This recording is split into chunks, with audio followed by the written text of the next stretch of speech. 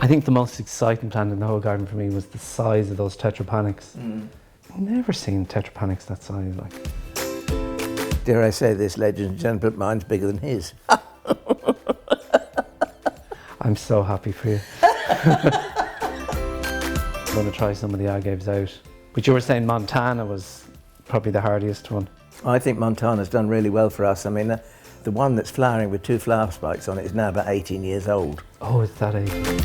You made me laugh when you said you live at 1,000 feet. I said I live at 30 feet, and you said that's glasshouse. Yeah. Hello, welcome to Get Gardening. My name is Alan Gray, and today I have a gentleman who I've longed to meet with me. It's from the Huntingbrook Garden in Ireland, and it's Jimi Blake. Hello. Delighted to be here. Back after about 10 years, maybe? I think I was here. The strange thing is that you have been to my garden before, but we didn't meet. Yeah. Which is probably 10 years ago. It's probably 10. I think I've been here a few times. Yeah. I know the... How come I didn't know this man was here? Sneaking around. Well, we've had a little tour of the garden today, and I have to say we've had a good old chat. And as usually happens on these occasions, when you get two gardeners together who know a little bit about their subject, they start discussing plants. And I must say that I've got a list here, Jimmy, that came from you. I've got a list as well. Well, I've got something called Lophosoria. I can't read the writing. Lophosoria quadripinnata. Quadripinnata, that's right. And tell us about that. It's the fern that everybody should grow because it's hardy, and the fronds can go up to 10 foot, and it's silver That's underneath. big. It's huge, and it's much more suitable than a tree fern for my climate anyway. Yeah. Well, you saw tree ferns here. We've got tree ferns growing outside, and they're fine. This is it's spectacular. It's just this single frond that comes from the ground, and in the second year, then it's silver underneath, and then the new fronds when they're coming up, they're kind of silvery, furry fronds, or when they're unfolding. Crozier, silvery, furry things. Yeah. So it's amazing, like Central and South America, and it's hardy with me. Well, I think if it's hardy with you, it should be hardy with me. But I think it's interesting when we sort of walking around the garden, I noticed that one of the things I'm trying to do in my garden, and you're trying to do it in yours all the time, I know, and that is to improve the kind of plants that you're growing and to get more interesting, different, larger, bigger, better. Absolutely. And Lophosoria will do that for me, I think. Now, I think it does need deep shade, and I'd say it probably depends on the amount of moisture. They're definitely smaller on one side of the valley at home, but then on the north side, where it does get moisture coming down the bank, they're enormous there. Well, I don't think they'll be 10 feet here, Jimmy, because we have an annual rainfall of 20 inches, and I think you're probably nearer 60. Yeah, it's like a cup of tea. Well, something else, there was a Pteris, and for everybody listening, I have to tell you that's Pteris. It's a silent P, a Pteris fern called wallichiana. It's another huge, I suppose I collect a lot of ferns because I have good conditions for ferns, but trying to find big ferns that are hardy. And it comes up on one single stem, and then it kind of comes out in a beautiful kind of delicate umbrella shape. Pteris wallichianum, beautiful, but the one in the valley, a big sycamore tree fell on top of it last year, and we didn't get around to moving the sycamore tree, and I see the fern has come out both sides. There was only one stem for years. Now it's got 2 stems coming each side of but it's one definitely to keep an eye out for. It's really well. That's obviously something really beautiful that I think is probably going to take some finding. Maybe. What did you find that you liked in the garden today? Well, that Ricinus, blue Buddha. Blue Buddha, yeah. Gee, that looked nice. Well, for Ricinus, it's a false castor oil plant. The big palmate leaf thing that we grow for summer bedding, really, a lot of people do. But this is a particularly, well, I'll let Jimmy describe it. Yeah, it's just that lovely silvery powdery blue off the stems. Yeah. And the leaves are kind of a silver look as well. Yeah. Really nice. Now, it depends how it will do outside with me, whether it's one of those that needs a really hot summer. Have you grown it outside, or is it just No, in I the glass haven't. house? I bought 3 plants, and this is what we do when we're buying plants that are new to us. we grow them for propagation purposes. So to make sure I got seed, I kept it under glass this summer. I needn't have done, because look at the summer we've had. But, yeah, yeah. you know, It's got huge potential. It's just to break away from the dark colours in those, I suppose. yes. And it came from a friend of ours, mutual friend of ours, Steve Edney. Yeah, yeah. Steve always he got it from great somebody plants. Who had only it's the only source of that plant that he knows. It's a lady, I think, and he managed to get some seed from her. So it's Collect the seed. Yeah, it's one for the future. Collect the seed. Yeah, coming your way in an envelope. Of course, we never do things like that. It was interesting to see that Lobelia tupa, Yes. which is usually red, but seeing that orange form of it, It's a nice plant, but head of security. the orange Lobelia tupa is the one that doesn't set seed. Yeah, It's sterile. yeah. So what we have to do is we have to get an underground runner, and we chop the top off, and that will root anyway. Okay. And then chop into sections. The rest And of it into root cuttings. Yeah. So we do Interesting. root cuttings in very early summer, but it's got to be done with warmth. Okay, bottom heat. Yeah. Yeah. I always forget about root cuttings. I kind of go to lots of trouble doing the Rewilding family from root cuttings, and then it's not like a cutting, you don't see it, so they usually dry Well, some out. things on root cuttings are tricky. I think I'm thinking of now particularly Romneya coulteri. Yeah. You know, the poached egg poppy plant, Californian thing. And I mean, if you do it too early, they just rot. And if you do it too late, you know, you are too late. So you've got to do it just when the sap is starting to rise, so that everything is starting to want to grow. Yeah. Do it then, that's all right. It's worth trying the different Aureliaceae ones, like, you know, that we were talking about Brassaiopsis this morning. Brassaiopsis, yeah. They say if you do root cuttings of them, they'll grow. Or the Aurelias. It's like, well, Tetrapanax. Tetrapanax, yeah. T-Rex, good old T-Rex. I mean, we've got a border just outside the orangery here. Yeah. We had T-Rex in it, we took them out. Yeah.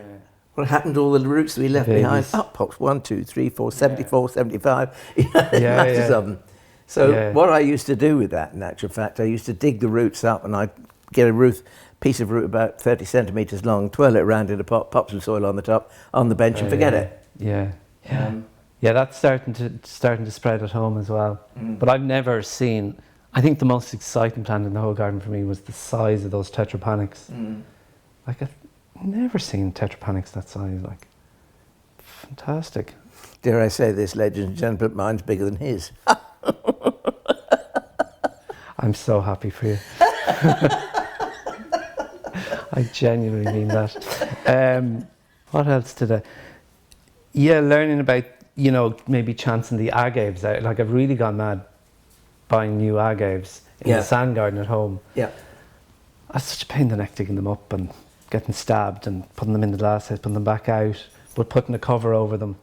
I think the thing with agaves here is, I mean, winter is our wettest season. Yeah. And cold and wet they don't like. They'll take cold, but they don't take wet as well.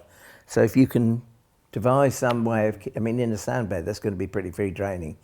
But judging from the amount of rain you have, you're still going to have a little bit of difficulty there. You see, sand is not dry. That's the thing. Sand is actually, once you go down a bit, sand is always damp. Remember going to the seaside, digging a hole? Absolutely. Yeah. That's what I always say to people. It's not, like all summer, the sand garden has done really well this year because it actually it holds moisture. Yeah. So, yeah, but I am going to try some of the agaves out. But you were saying Montana was probably the hardiest one. I think Montana's done really well for us. I mean, the one that's flowering with 2 flower spikes on it is now about 18 years old. Oh, it's that age, yeah. And it's going to put flower spikes up this year, and hopefully they will flower next year. So it's 2023. But I think this is only about the second one to flower in this country. Oh, wow. And I think it's something like 2009 or 8 when it was first named, this plant. Yeah. And was the other one down in Nick Mesa? Nick Mesa's. Yeah, because I saw the remains of it. Yeah. And then, well, because the sad thing is they die. They die after it, yeah. Yeah. But hopefully, I mean, whether we'll get seed or not, I don't know. It depends on the summer. If we have a summer like we've had this year, the seed could well ripen. Seed. My plant is only 2 years old, so a few years to go. Yeah, a few years to go, but I mean, you'll get there. Yeah. It amuses me that a friend of ours, Richard Hobbs, is always talking about growing bulbs from seed. Yeah. And because people say, well, I'm not going to wait 5 years for a flower. Yeah. But if you sow it now and then sow next year and then sow the year after that, different sorts of bulbs. You get to 5 years down the line, you've always got something new to look forward to. Yeah. What else did I see? You said something about pruning something. What was that? It's like, I'm going to copy that. Oh no, so Cosmos. Well, I had known about that, but sow the Amaranthus in June. Yes. For later seed. Well, I think there's one or two things, isn't there? I mean, when you grow plants, you know those that are going to grow quickly. Yeah. And Amaranthus are very tolerant. I sowed a seed tray full of Hot Biscuits, I think it was, Amaranthus Hot Biscuits. I pricked half them out and thought that's all I need. And I left the others in the tray because they started to look a little bit pinched and, went back 3 weeks later, 4 weeks later maybe even, and I pricked them out into clumps, into pots, and within a week, whew, they'd opened up and smiled. And rather than doing them singly, clumps is interesting as well. Well, it's less fiddly, Jimmy. Yeah. To be quite honest, and I mean, I think if you've got good soil and you water them in when you first plant them and all this, I would do the same with Ladybird poppies, believe it or not, because poppy seedlings are normally minuscule, and if you're going to be out in the garden weeding, you'll destroy more of your seedlings than you really want to. But if you plant them a tiny pinch in plugs, and then plant the plugs out when they're big enough, it obviates. And I think for us, like any of those annuals that need a really hot summer, if we put them out in May, or if they get any sort of chill, like they don't do well for us. So actually, that late sowing, then they're up in June, where they're not going to get a chill. I know what the thing was we talked about when we were talking about pruning, and that is cutting salvias, like Salvia microphylla, cutting them back in June, end of June, beginning of July, give them a good old haircut, a water and a feed, and then they get lots of new growth, so you get wonderful flowers in September. And then flower earlier next year. That, for me, that like with salvias is a lot of plants is trying to extend that season. So if you can get salvias flowering like in late spring, instead of. But there are some salvias. Do you not find that?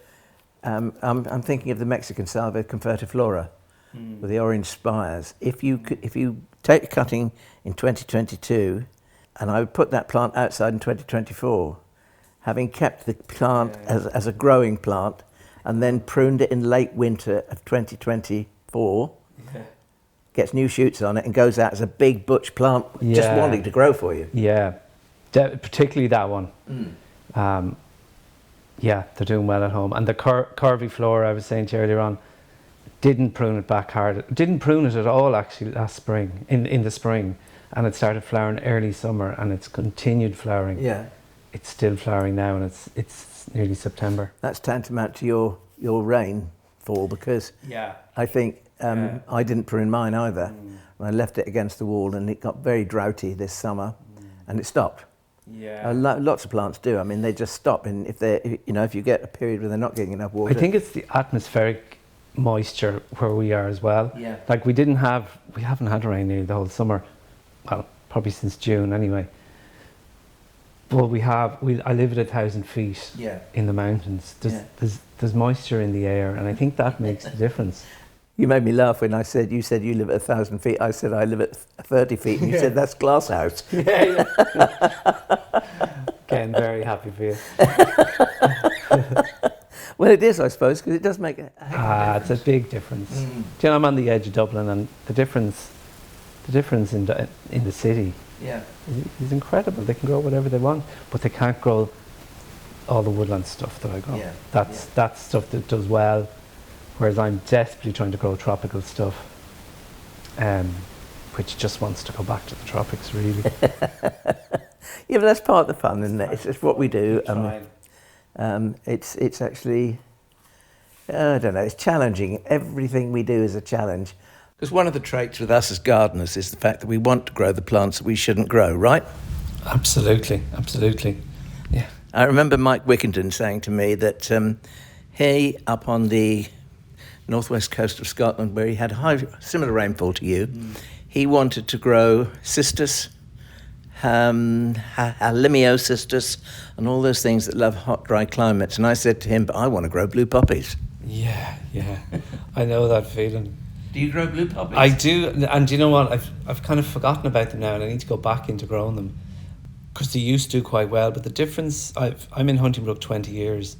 It's amazing the difference in 20 years in climate. Like when I arrived there first, I did loads of blue poppies. But I think they'd be a lot more challenging now. It's funny when you said Michael Wickington. I remember robbing seeds.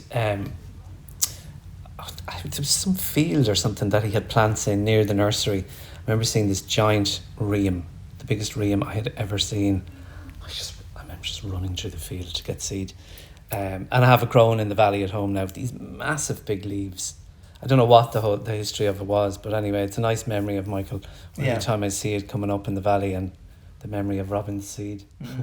Yeah, I know what you mean about 20 years ago, because 20 years in gardening terms, excuse me, is quite a long time. And we have seen the climate change during that period. I know that we bought, and Graham and I bought this house 50 years ago next year, big anniversary coming up. But in those days, we wouldn't have planted a pittosporum outside, and now they're still seeding in the garden. That's the difference. Yeah. And you? Oh, huge difference. Huge difference. The amount of plants that I used to bring in, and now I don't have to bring in. Do you know? Massive change. Do you know, I'm growing, I gardened in Dublin for years in Airfield, and I'm now able to grow a lot of those plants that used to be outside there. And I see they're growing, like they're leaving cactus and succulents out all year round there now. So it is a huge... I think this is tantamount to the fact that the climate is changing, and changing probably faster than we realise. Well, we can see it this year, can't we? Well, do you know, driving up here this morning, it felt like driving through Australia. I felt like I could see a kangaroo at any moment, because the fields are all brown. I don't know what you're on, Jimmy, but can I have some? Because I'd like to see a kangaroo too. Yeah, I think we had a conversation earlier on about what's your next project? And I said to Jimmy, what's your next project? And he said, well, I'd like to make a garden in the field. Do you think I should? I said, well, you're going to anyway, aren't you? Right. It was like it was like getting it out of my mind and just saying it. Yeah. Kind of. I didn't really listen to what you were saying, but it was actually giving myself permission to just go and do that bloody thing. So yeah, I'm very excited about it. Yeah. You see, that's what you get when you get two keen gardeners together. They're egging each other on all the time. A good influence. Thank you very much, Jimmy. You're welcome. Thank you. Great to be here. Lovely. Interesting to see that Lobelia tupa, which is usually red, but seeing that orange form of it, it's just so good. Yeah, it's a nice plant, in actual fact. Yeah. Quiet dogs, please. Gigi? No. It's a nice plant. But Head of security.